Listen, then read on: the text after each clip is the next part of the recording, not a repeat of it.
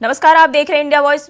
मैं हूं आपके साथ जो इसी बुलेटिन की शुरुआत करेंगे। भारतीय जनता पार्टी ने राजस्थान, मध्य प्रदेश और छत्तीसगढ़ में पर्यवेक्षकों के नामों का ऐलान कर दिया है। रक्षा मंत्री राजनाथ सिंह, विनोद तावड़े और सरोज पांडे को राजस्थान का पर्यवेक्षक बनाया गया। वहीं हरियाणा सीएम मनोहर लाल, के लक्ष्मण, आशा लकड़ा को मध्य प्रदेश की जिम्मेदारी दी गई है, जबकि छत्तीसगढ़ के लिए अर्जुन मुंडा, सर्बानंद सोनोवाल और दुष्यंत गौतम को चुना गया है। ये पर्यवेक्षक विधायक दल की बैठक में विधायकों की राय लेंगे। बीजेपी आलाकमान की मुहर के बाद रविवार तक नामों का ऐलान हो सकता है। बताया जा रहा है कि रविवार को विधायक दल की बैठक भी हो सकती है।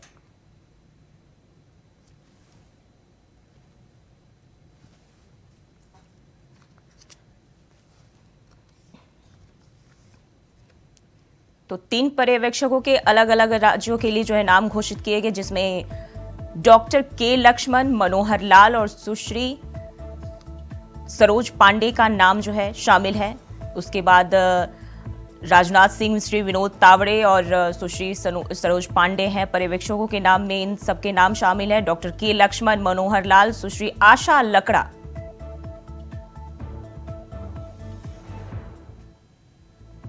इसके बाद केंद्रीय मंत्री राजनाथ सिंह, श्री विनोद तावड़े, सुश्री सरोज पांडे भी इन पर्यवेक्षकों में शामिल हैं।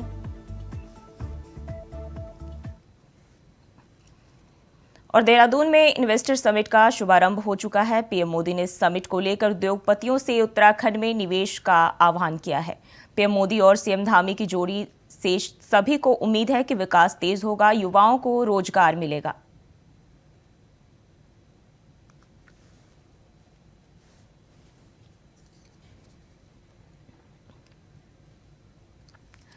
तो आपकी टीवी स्क्रीन पर जो है 6 तस्वीरें दिखा रहे हैं जो उत्तराखंड में ग्लोबल इन्वेस्टर समिट से जुड़ी हुई है, जिनमें प्रधानमंत्री नरेंद्र मोदी और मुख्यमंत्री पुष्कर सिंह धामी को भी आप देख सकते हैं किस तरह से वहां तैयारियां की गई है। और नृत्य भी जो है वहां के लोक नृत्य प्रस्तुत कर रहे हैं। साथ ही प्रधानमंत्री मोदी जो है तमाम जो भी तैयारियां की गई उनका जायजा लेते हुए भी दिखाई दे रहे हैं। वहीं लोगों से बातचीत करते हुए प्रधानमंत्री प्रदर्शनी की जानकारी ले रहे हैं।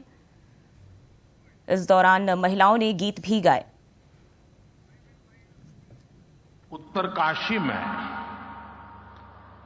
टनल से हमारे श्रमिक भाइयों को सुरक्षित निकालने का जो सफल अभियान चला, उसके लिए मैं राज्य सरकार समेत सभी का विशेष तौर पर अभिनंदन करता हूं। सामर्थ्य से भरी ये देवभूमि निश्चित रूप से आपके लिए निवेश के बहुत सारे द्वार खोलने जा रही है। आज भारत विकास भी और विरासत भी जिस मंत्र के साथ आगे बढ़ रहा है, उत्तराखंड उसका प्रखर उदाहरण है। आप देखिए, आज भारत सरकार 21वीं सदी के आधुनिक कनेक्टिविटी के इंफ्रास्ट्रक्चर पर उत्तराखंड में अभूतपूर्व इन्वेस्टमेंट कर रही है। केंद्र सरकार के इन प्रयासों के बीच राज्य सरकार भी छोटे शहरों और गांव कस्बों को जोड़ने के लिए पूरी शक्ति से काम कर रही है। आज उत्तराखंड में गांव की सड़कें हो या फिर 4 धाम महामार्ग, इन पर अभूतपूर्व गति से काम चल रहा है। वो दिन दूर नहीं जब दिल्ली देहरादून एक्सप्रेसवे से दिल्ली और देहरादून की दूरी 2.5 घंटे होने वाली है। पहले की सरकारों की अप्रोच थी कि जो इलाके सीमा पर है उन्हें ऐसा रखा जाए कि एक्सेस कम से कम हो। डबल इंजन सरकार ने इस सोच को भी बदला है। हम सीमावर्ती गांवों को लास्ट विलेज नहीं बल्कि देश के फर्स्ट विलेज के रूप में विकसित करने में जुटे। चाहता हूं मेरे देश के नौजवानों को मेक इन इंडिया जैसे है ना, वैसे ही एक मूवमेंट चलना चाहिए, मेड इन इंडिया। शादी हिंदुस्तान में करो। ये दुनिया के देशों में शादी कर ले, ये हमारे सारे धन्ना सेठ आजकल फैशन हो गई है। यहां कई लोग बैठे होंगे, अब नीचे देखते होंगे।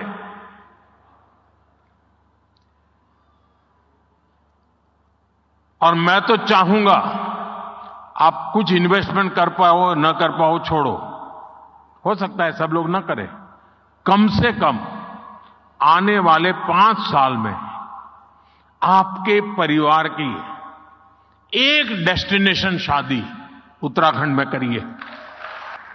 अगर एक साल में 5000 भी शादियां यहां होने लग जाए ना, नया इंफ्रास्ट्रक्चर खड़ा हो जाएगा दुनिया के लिए, ये बहुत बड़ा वेडिंग डेस्टिनेशन बन जाएगा।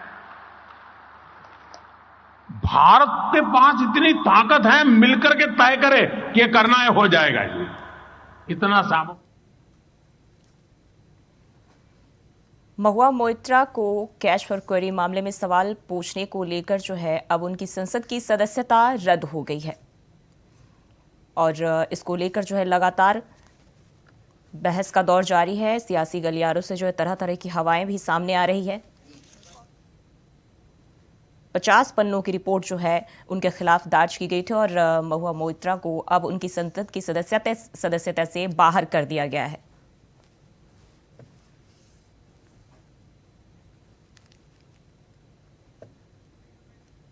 अब मैं माननीय संसदीय कार्य मंत्री श्री प्रहलाद जोशी जी के प्रस्ताव को सदन में मतदान के लिए रखता हूं।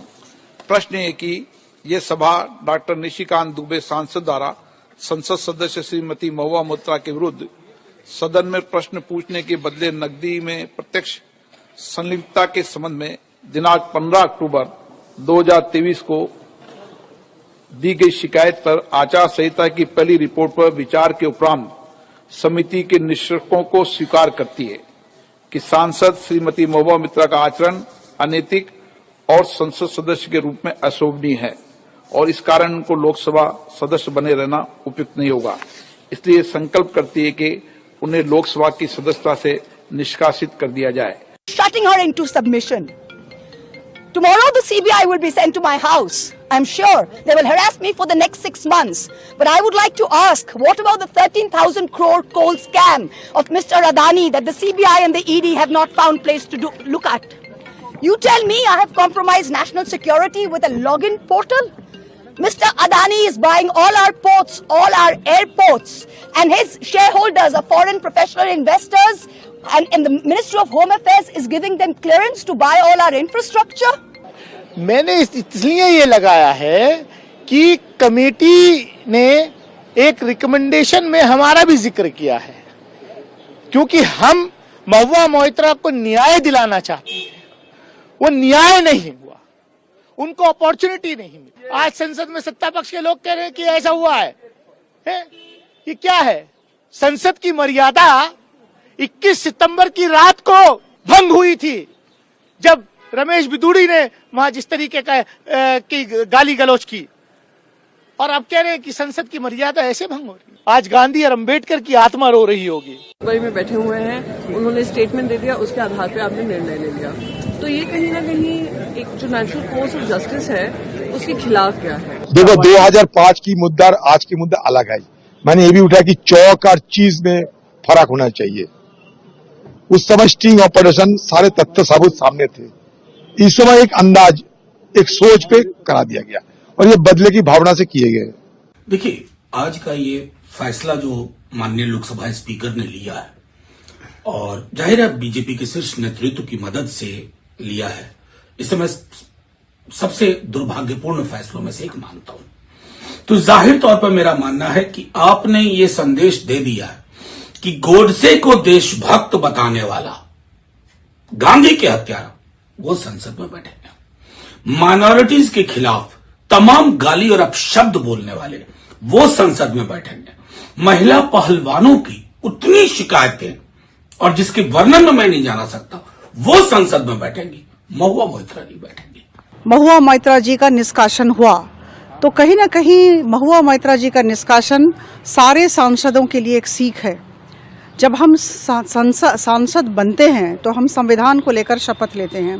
कुछ नियमों के तहत हमें काम करना पड़ता है और हम सबको ज्ञात हो कि हम एक कांच के घर में हैं और सारे लोग हमें देख रहे हैं, पूरा देश हमें देख रहा है और हम लाखों लोगों का प्रतिनिधित्व देश की सबसे बड़ी पंचायत में करते हैं। मुझे लगता है सबसे बड़ा विरोधाभास इस बात का है कि एक व्यक्ति पर आपने कुछ आरोप लगाए, लांछन लगाए, हर व्यक्ति खड़ा होकर सदन में उस पर बोल रहा था, पर उनको बोलने का और सफाई देने का मौका नहीं दिया गया।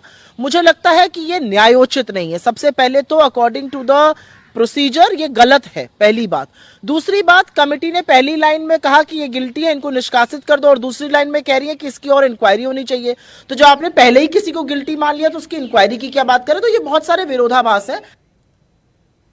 बढ़ते हैं आगे। मुख्यमंत्री आदित्यनाथ योगी बेनेट यूनिवर्सिटी में ग्रेटर नोएडा के दीक्षांत समारोह को संबोधित करते हुए कहा, मुझे कभी देश और परिवार में से किसी एक को चुनना होगा तो पहले देश को चुनूंगा। और क्या कुछ कहा, आइए सुनाते हैं। ये पंचप्राण हर भारत का संकल्प बनना चाहिए, हर भारतवासी के संकल्प बनने चाहिए। जीवन के जिस भी क्षेत्र में वह कार्य कर रहा है, वह शिक्षा के क्षेत्र का हो, अर्थव्यवस्था के क्षेत्र का है, समाज सेवा के क्षेत्र का है, व्यवसाय के क्षेत्र का है, कृषि के क्षेत्र का है, या जीवन के किसी भी क्षेत्र में व्यक्ति कार्य कर रहा है, उसके जीवन का ध्येय वाक्य बनना चाहिए। और यह तभी हो पाएगा जब हम सबके सामने एक विजन हो अपना देश के प्रति, नेशन फर्स्ट के इस भाव के साथ जब हम कार्य करना प्रारंभ करेंगे, हम सब के लिए हर काम देश के नाम, हर काम देश के नाम, हम जो भी करें अपने देश को ध्यान में रख करके करें। जो कुछ भी समर्पण है वो देश के लिए है। देश के प्रधानमंत्री मोदी जी ने जब देश की आजादी के अमृत महोत्सव के मुख्य समारोह को संबोधित किया था, युवा साथियों, उन्होंने कुछ बातें कही थी। उन्होंने उस समय देशवासियों से एक अपील की कि हमने अपनी आजादी के 75 वर्ष को आजादी के 75 वर्षों को के इस आयोजन के साथ हम जुड़ रहे हैं। यह आयोजन हमें एक आत्मावलोकन करने का अवसर प्रदान कर रहा है। यह अवसर इन 75 वर्षों में हमने क्या पाया है, क्या खोया है।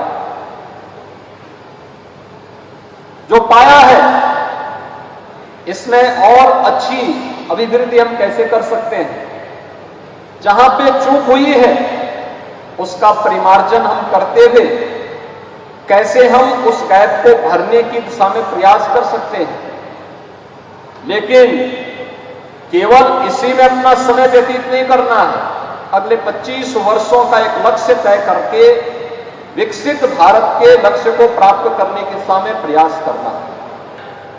सत्य बोलना, धर्म का आचरण करना,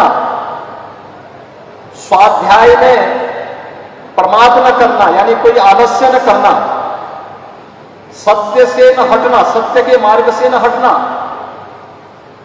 धर्म के मार्ग से न हटना, कुशल कार्य में किसी भी प्रकार के आलस्य यानी प्रमाद से बचना, महान बनने के अवसर से न चूकना, पठन पाठन के कर्तव्य में कभी भी आलस्य न करना, देवता यानी देव और पितरों के कार्यों से भी आलस्य न करना, यानी जो हमारे यज्ञ श्राद्ध आदि के कार्यक्रम होते हैं या जो हमारे अलग अलग क्षेत्र के कर्तव्य हैं उनसे किसी भी प्रकार से प्रमाद न करना, माता को, पिता को, अपने गुरुजनों को और अपने किसी भी उस अतिथि को देवता के स्वरूप सम्मान देना और अन्यान्य दोष रहित कार्यों को करना, यह हर डिग्री प्राप्त करने वाले हर स्नातक से एक अपेक्षा भारत की ऋषि परंपरा यानी भारत की परंपरा यह अपेक्षा रखती थी। और जब इस प्रकार के स्नातक हम देते थे तो भारत दुनिया की एक बड़ी ताकत के रूप में, विश्व गुरु के रूप में स्थापित था। और रुकते हैं एक छोटे से ब्रेक के लिए, फौरन हाजिर होते हैं। ब्रेक के बाद स्वागत है आपका। बढ़ते हैं आगे। झारखंड से कांग्रेस के राज्यसभा सांसद धीरज साहू के ठिकानों पर आयकर की रेड हुई, जिसमें तकरीबन 200 करोड़ रुपए की नकदी बरामद हुई, जिसको लेकर सियासत तेज हो गई है। वहीं मामले में मोदी ने कहा कि जनता से जो लूटा उसकी पाई पाई लौटानी पड़ेगी। ये रिपोर्ट देखिए।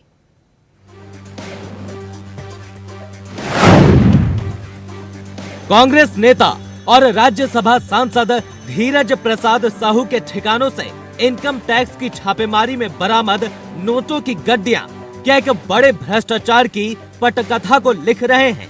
खबरें यहां तक हैं कि करीब 200 करोड़ से ज्यादा की नकदी माननीय के ठिकानों से बरामद हुई है। मामला बड़ा है। ऐसे में पीएम नरेंद्र मोदी ने अपने सोशल हैंडल से खबर को टैग करते हुए लिखा कि देशवासी इन नोटों के ढेर को देखें और फिर इनके नेताओं के ईमानदारी के भाषणों को सुने। जनता से जो लूटा है उसकी पाई पाई लौटानी पड़ेगी, ये मोदी की गारंटी है।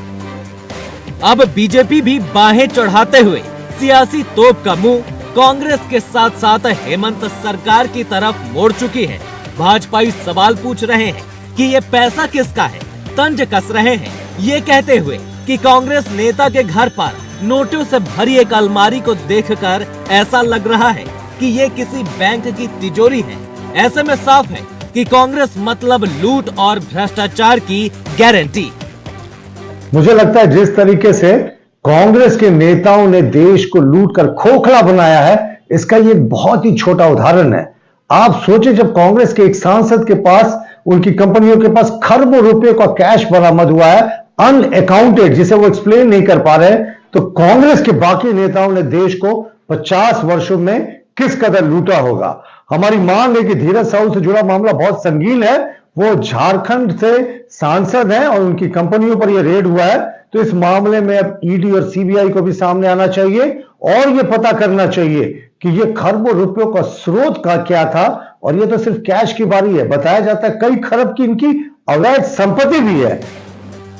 वैसे कांग्रेस ने हाल के चुनावों में ईडी और इनकम टैक्स की कार्रवाई को राजनीतिक हथियार बताते हुए बीजेपी पर वार किया था, मगर अब भ्रष्टाचार के खिलाफ इस एक्शन ने झारखंड की सियासत में सत्ता पर विराजमान हेमंत की जेएमएम और कांग्रेस के माथे पर सर्दी में भी पसीना ला दिया है। बीजेपी सवाल पूछ रही है कि आखिरकार जब्त किए गए इतने पैसे आए कहां से, आखिरकार ये पैसा है किसका। सवाल ये भी कि क्या ये पैसा चुनावों में इस्तेमाल होना था। जो व्यवसायी होंगे उनके पास पैसे नहीं होंगे।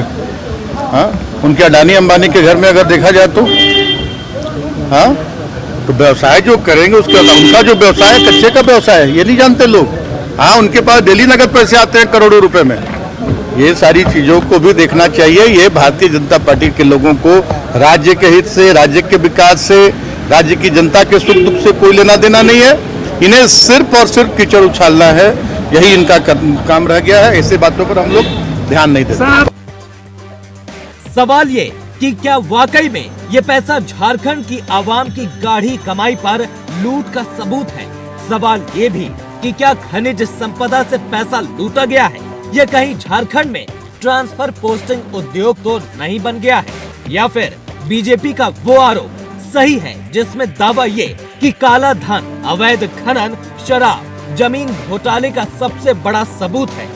खैर सच क्या है ये तो जांच की परतें खुलेगी तब पता चलेगा, मगर इतना जरूर है कि अब ये साफ है विपक्ष के लिए ये मुद्दा एक बड़ा सियासी हथियार बन गया है। Bureau report, India voice, Ranchi.